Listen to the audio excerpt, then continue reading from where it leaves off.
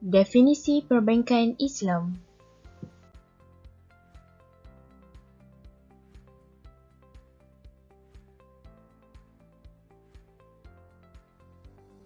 Amira, apa itu perbankan Islam?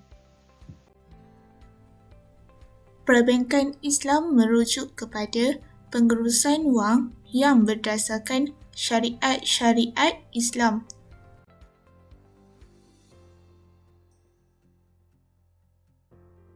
Konsep dan prinsip perbankan Islam.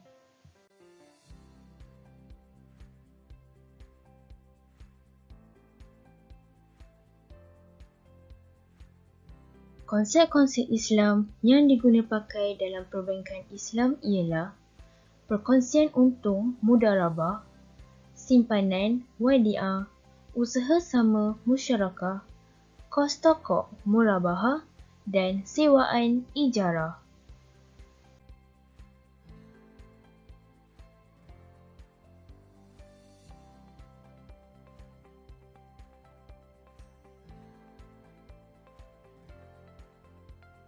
Prinsip asas perbankan Islam.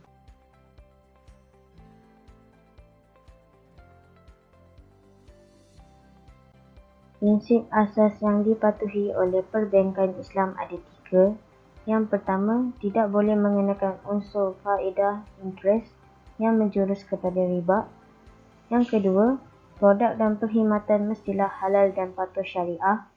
Yang ketiga, tidak menawarkan produk dan perkhidmatan dengan unsur-unsur haram, riba, gharar, zum, ihtikar dan maisir. Peranan perbankan Islam terhadap ekonomi negara.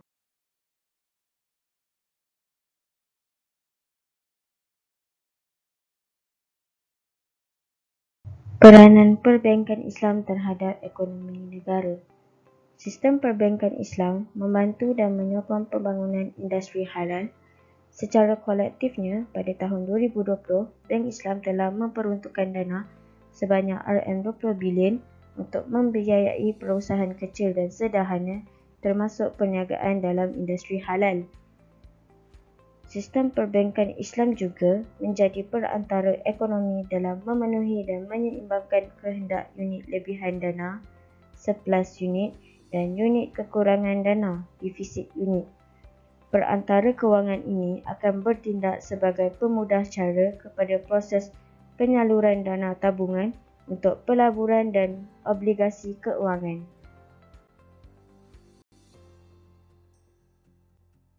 Perbankan Islam turut berfungsi sebagai perantara di antara pendeposit, pelaburan penyumbang dana dengan pelanggan yang memerlukan bantuan kewangan dalam bentuk kemudahan pengurusan kecairan kewangan dan memenuhi keperluan tunai segera pelanggan melalui produk-produk yang ditawarkan oleh kebanyakan institusi kewangan seperti deposit, pembiayaan pelaburan, pengagihan kekayaan dan sebagainya.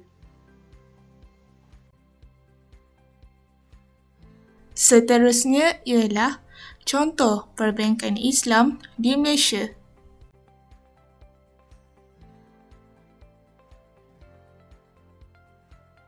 Contoh bank yang mengamalkan perbankan Islam di Malaysia ialah Bank Islam, Bank Muamalat, Bank Rakyat dan Tabung Haji.